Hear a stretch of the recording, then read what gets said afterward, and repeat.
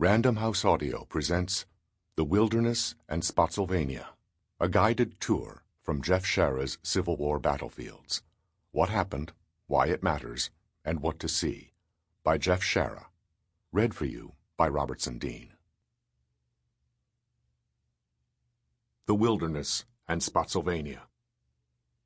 West of Fredericksburg, Virginia, May 5th to 21st, 1864. What happened here? In early spring 1864, Ulysses S. Grant received the recognition he had earned by his accomplishments in the Western theater of the war.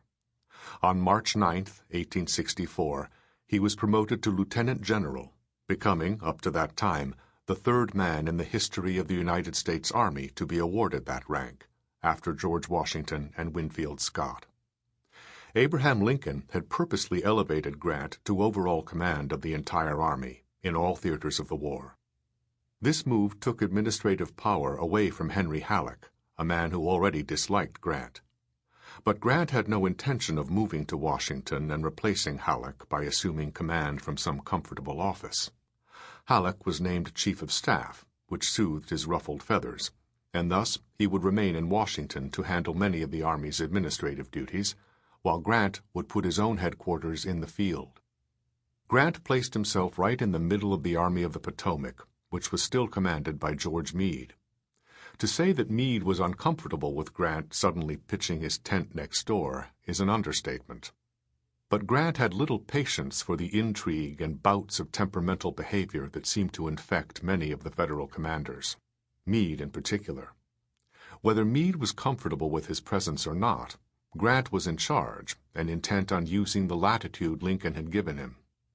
Lincoln made it clear that his recognition of Grant had not come from some decision based on politics. The President had put Grant in command because the President sensed that the Union Army might finally have found the right man for the job. Lincoln vowed that official Washington would keep its nose out of Grant's business. All Grant had to do was fight. For the first time, the massive Union war machine was in the hands of someone who appreciated the value of a broad, large-scale strategy and had the temperament to put that strategy in motion. Grant possessed a strategic philosophy that had eluded his predecessors. Up until his promotion, every major campaign in the East had as its ultimate target the capital of the Confederacy, Richmond. It was a game as old as warfare itself: capture the flag. But Grant realized that the rebellion would survive and the war would continue no matter where Jefferson Davis's office happened to be.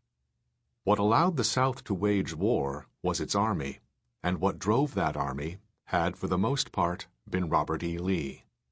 The war was still bisected into two primary theaters, and many observers in both the North and the South believed that unless the Confederate forces could pull off some kind of miracle, the war in the West clearly belonged to the Union. The challenge for Grant now lay in the East. If Grant could destroy Lee's army, the Confederacy would collapse. Throughout April 1864, Grant designed a plan to engulf Lee's army from different directions, a multi-pronged pincer putting pressure on Lee that his limited manpower could not overcome. The Army of Northern Virginia was camped in the vicinity of Orange Courthouse, just south of the Rapidan River, some 40 miles west of Fredericksburg. Grant's plan was to pressure Lee from both the Shenandoah Valley and the Virginia Peninsula, while Grant himself, with Meade's Army of the Potomac, would move straight into the heart of Virginia, posing a direct threat to Richmond that Lee could not ignore. If Grant had his way, Lee would be forced to confront Grant on the field of battle, where Grant would have overwhelming numbers. Even if Lee was moderately successful in holding Grant away, he would soon be pressed from both east and west by the other two prongs of Grant's attack. Knowing that Lee did not have the resources to fight a war on three major fronts, Grant was convinced that, as he told his subordinates, the end of the war was just a matter of time. Grant put his plan into operation on May 4, 1864. In the Shenandoah, some 10,000 men under Major General Franz Sigel began their march southward, slicing directly into Virginia's most valuable breadbasket. On the banks of the James River, Sample complete. Ready to continue?